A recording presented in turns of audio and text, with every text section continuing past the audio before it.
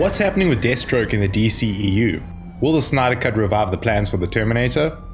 And why is Zack Snyder the right person for the director's chair? It's time to get Slade. Once upon a time, the DCEU was announcing projects left, right and center. It was a joyous time for fans, as every character under the sun was getting their own movie. However, one project that made everyone sit up and take notice was the Deathstroke film, which was set to be helmed by Gareth Evans.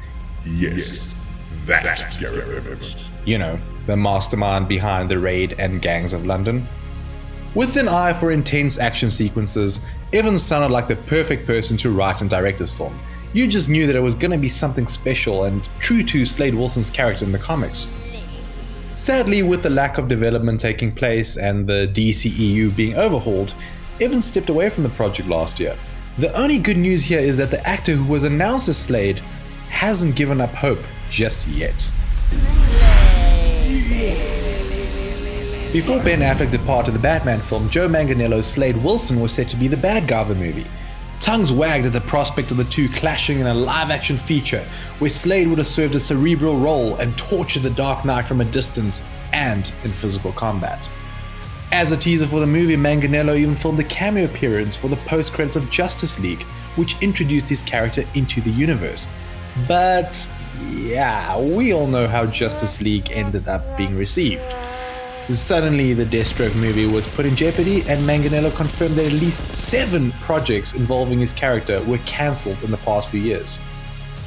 With the DCEU seemingly rebooting most of its universe, Slade felt like less of a priority, but not for one man.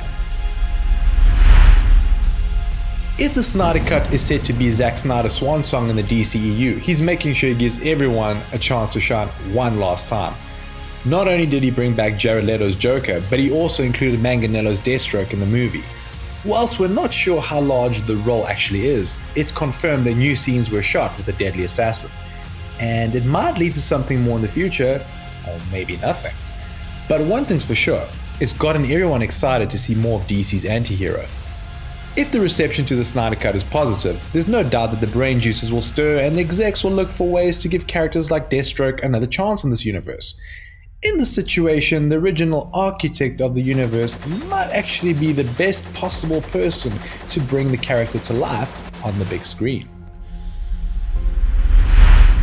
For Snyder, he isn't trying to replicate the Marvel formula. He wants to create more mature comic book movies, hence him tackling material like Watchmen and 300 before. Whilst DC might be trying the more family-friendly route now, Deathstroke isn't exactly a PG character. In fact, he's a lot like the Punisher. You're gonna get lots of blood and lots of guts. So if you're putting together a more mature DC film about the assassin, why not hand the keys to the kingdom over to someone like Snyder, whom you know will knock it out of the park? Manganiello is ready to play this character and he looks fully committed to making it come to life. Someone like Snyder will have hundreds of ideas of what to do with a character like this and how to film a visual spectacle. To be honest, it actually sounds like a match made in heaven. The best part is, it'll allow the Snyderverse to continue a little bit longer and please both fans of Snyder and Deathstroke who've been starved of content in recent years. More importantly, it gives HBO Max something it desperately needs in the content wars. That is, content that brings more eyes and subscribers to the platform. Right now, Snyder's Deathstroke film shouldn't just be a consideration or some internet rumor.